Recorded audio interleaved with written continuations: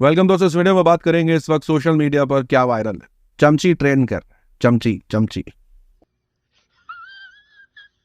जिसके लिए वो ट्रेंड कर रहा है वो आगे शेयर करूंगा। साथ ही साथ क्या बयान था जिस पर ये पूरा बवाल है, किस तरीके की ट्रोलिंग है। जी हाँ, गोदी मीडिया के लिए एक गाना इस्तेमाल किया जा रहा है। वो गाना क्या है वो भी शेयर करेंगे। साथ ही साथ अभी न्यू पर काफी बवाल है।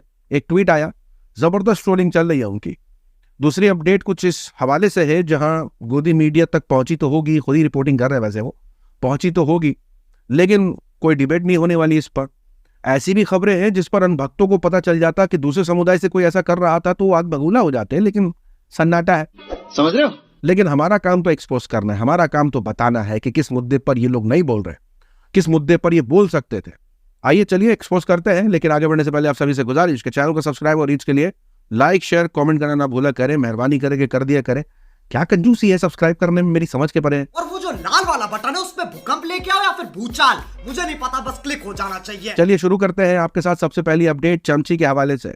और चमची अकेला ट्रेंड नहीं कर रहा है, उसके साथ रूबिका भी ट्रेंड कर रही है। वजह असल ये है कि राहुल गांधी ने अपनी एक स्पीच के दौरान इस तरीके का बयान दे दिया। एक चमची पूछती है, नरेंद्र मोदी जी आप में इतनी ऊर्जा कहां से आती है? अब देखिए, राहुल गांधी के इस बयान को कोई सपोर्ट तो नहीं करेगा, लेकिन जिस तरीके से ये इंटरव्यू लेने लगे हैं गोदी एंकर, लोग करे भी तो करे क्या। यानी किस तरीके से इनको बताने की कोशिश करे कि ये पत्रकारिता नहीं है। टॉनिक कौन सी पीते हैं, इतनी ताकत कहां से आती है आप कहते, इस तरीके के सवाल कौन पूछता है। अब जब पूछ लिए है तो राहुल गांधी ने ऐसा बयान दे दिया है, लेकिन नाम इसके अंदर किसी का भी नहीं लिया था। उन्होंने सिर्फ चमची बुलाया था। अब इस बयान के बाद जिसको अपने ऊपर लेना था वो तो ले लिया। अब मैं क्या बोलूं, कोई इंसान अपने को समझना चाहे, क्या किया जा सकता है। तो रूबिका लियाकत का रिएक्शन आता है, लंबा चौड़ा एक ट्वीट लिखती हैं जिसका जो मफहूम है, जिसको समझने की अगर कोशिश की जाए तो उनका कहने का मतलब है किस तरीके की भाषा है ये। सोशल मीडिया के यूजर्स उनको याद दिलाने लगते हैं कि घुसपैठिया, जिहादी वोट बैंक, मुजरा, ये किस तरीके की भाषा है। और इस तरीके की भाषा कोई इस्तेमाल कर ले तो पापा होने लगता है, खीकी हो जाती है। लेकिन यहाँ कोई चमची बुला दे तो उनको नसीहतें देने लग जाते हैं ये लोग। ये किस तरीके की भाषा है। जनता को आप मूर्ख समझना बंद कर दीजिए। दूसरी तरफ ट्रोलिंग इस लेवल पर जा चुकी है जहां इस तरीके के फोटो का इस्तेमाल किया जा रहा है। दूसरा, लोग गोदी एंकरों के लिए इस तरीके के गाने का इस्तेमाल कर रहे हैं। छुरी बन कांटा बन ओ माई सन, सब कुछ बन किसी का चमचा नहीं बन। एक मैनिफेस्टो भी काफी वायरल है, बताया जा रहा है और पूछा भी जा रहा है। बताया क्या, पूछा पहले जा रहा है कि आपको क्या लगता है कि ये मैनिफेस्टो किस पार्टी का हो सकता है। कमेंट पे जरूर बताइएगा। वीडियो देखिए।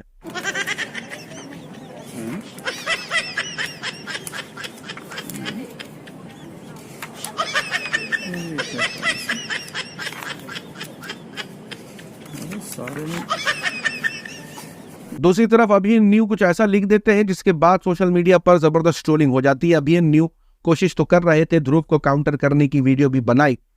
अब जो अनभक्त है वो तो क्या ही समझेंगे, जो मर्जी ट्वीट और रिट्वीट करते हैं, कमेंट कर देते हैं, लेकिन यहाँ पर सक्सेसफुल नहीं दिखे। अभी न्यू कोशिश कर रहे थे कि कुछ हाइप मिले उन्हें, लेकिन उतना नहीं मिला, उल्टा अभी ट्रोलिंग ही चल रही है। हुआ ये कि अभी न्यू जो है वो मांग कर रहे थे जनता से कि वो ऐसे लीडरों को चुने जो क्रिमिनल नहीं है। ऐसे तो आगे भी लिखा उन्होंने, लेकिन ये जो पॉइंट था ना कि ऐसे लीडरों को चुने जो क्रिमिनल नहीं है, सोशल मीडिया के यूजर्स ने इंडिया टीवी की एक रिपोर्ट पेश कर दी, जिसके तहत इंडिया टीवी का कहना है कि here are parties with most number of candidates having criminal cases. यानी कौन सी ऐसी पार्टी है जिसके अंदर सबसे ज्यादा क्रिमिनल केसेस वाले कैंडिडेट्स है। बीजेपी नंबर 1 पर है, जी हाँ, 28। अब एक्सपोज करेंगे उन खबरों का और अनभक्तों का। एक्सपोज तो पहले हो चुका है, एक्सपोज अनभक्तों का करना है, गोदी मीडिया का करना है कि चमची क्यों बुलाया गया, चमचा क्यों बुलाया जा रहा है। जो असल पूरा सीन जो देखने को मिल रहा है वो असल ये है कि ऐसी कुछ खबरें आती हैं जिस पर वो सच में बहस कर सकते हैं, लोगों को जागरूक कर सकते हैं, लेकिन वो एक कोने में चली जाती है क्योंकि आरोपी का नाम उनके एजेंडा को सूट करने वाली कम्युनिटी का नहीं होता। जी हाँ, ऐसी रिपोर्ट निकल के आई है। बताया जा रहा है कि एक शख्स ने वॉइस चेंजिंग ऐप के माध्यम से, यानी वॉइस चेंजिंग ऐप का इस्तेमाल किया, अपने आप को वुमेन प्रोफेसर बताया। यानी ऐसा ऐप है जिसका इस्तेमाल करके मर्द औरत की आवाज बना सकता है उस ऐप का इस्तेमाल करके एक शख्स ने 7 स्टूडेंट्स का रेप कर दिया।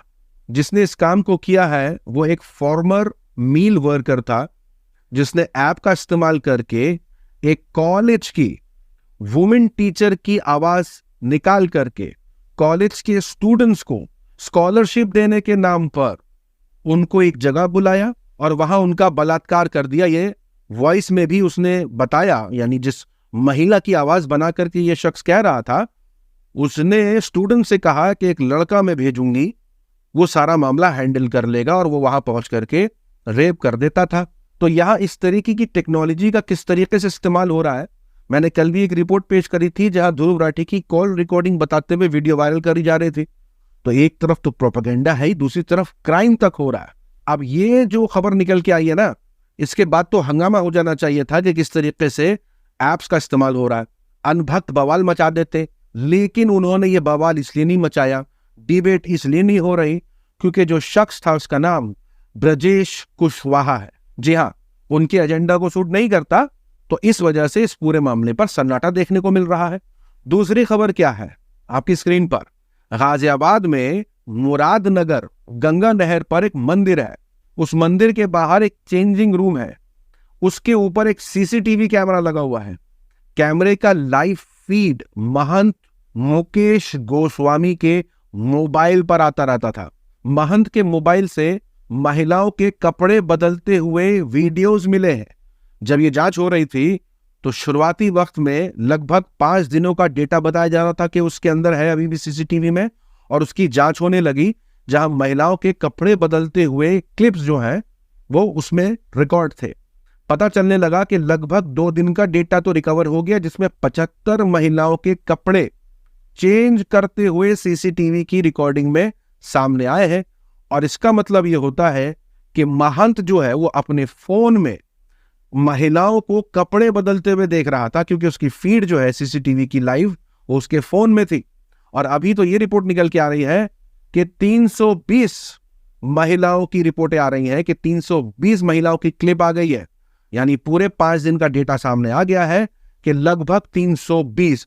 अब ये सीसीटीवी कितना कब से लगा होगा, कब से वो लाइव फीड देखता होगा, कितना डेटा होगा जो सिर्फ 5 दिन का ही बचा था, और 5 दिन में 320, आप समझ सकते हैं। तो मुकेश गोस्वामी कर रहा था, मामला दर्ज हुआ, और अभी पता चल रहा है कि मुकेश फरार है, यानी महंत फरार है। ये भी रिपोर्ट निकल के आ रही है कि महंत ने अपनी पत्नी को मुरादनगर के पंचायत चेयरमैन का चुनाव बीजेपी के टिकट पर लड़ा चुका है।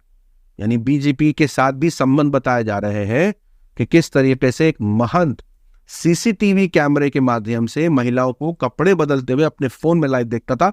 5 दिन का डेटा आया है, 320 वीडियो आई है। अब ये देखिए कि यही कोई आरोपी दूसरा होता ना तो आग भगूला हो जाता, ट्रेंड करने लग जाते ये लोग, डिबेट होने लग जाती, पता नहीं क्या क्या जिहाद, सीसीटीवी जिहाद निकाल देते ये। बात तो सही है। लेकिन सन्नाटा, खामोशी, भाई क्यों? क्योंकि भाई एजेंडा को सूट नहीं करेगा। सही बात है कि उनके एजेंडा को सूट नहीं करेगा, तो भाई क्यों चलाएंगे? क्यों चलाएंगे इस पर ब्रेकिंग न्यूज, क्यों चलाएंगे इस पर खबरें, क्यों चलाएंगे डिबेट? ये तो इंडिपेंडेंट पत्रकार हैं जो पूरा खुलासा कर देते हैं, लेकिन मीडिया तो बोलने को तैयार नहीं है, और ऐसे मामलों पर तो अनभक्त आंखें ही बंद कर लेते हैं। मुझे कुछ दिखाई नहीं दे रहा माँ। सोशल मीडिया की वायरल खबरों में आज के लिए इतना ही। अपनी राय सुझाव कमेंट में बताएं। मिलूंगा अगले वीडियो में, तब तक के लिए अपना ख्याल रखें।